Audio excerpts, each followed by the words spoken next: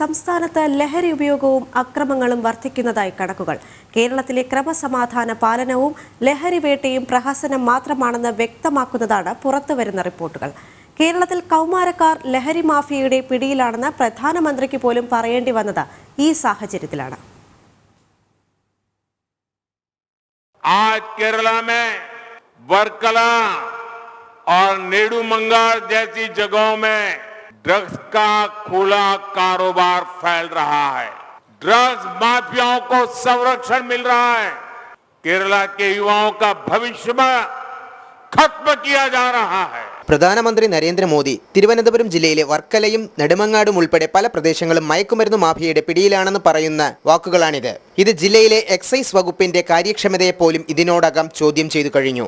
കൃത്യമായ കണക്കുകൾ പരിശോധിച്ചാണ് പ്രധാനമന്ത്രി ഇക്കാര്യം സൂചിപ്പിച്ചത്. തലസ്ഥാനത്തെ ഇടതുപക്ഷ വിദ്യാർത്ഥി സംഘടനകൾ ഭരിക്കുന്ന ഭൂരിപക്ഷം കലാലയങ്ങളുടെ പങ്ക് ഇതിൽ വളരെ പ്രസക്തമാണ്.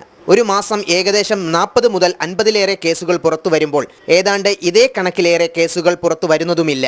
കഴക്കൂട്ടം മുതൽ കോവളം വരെയുള്ള പ്രദേശങ്ങളിൽ വിനോദസഞ്ചാരികളെ കേന്ദ്രീകരിച്ച് ലഹരി വിൽപ്പന സജീവമാണ്.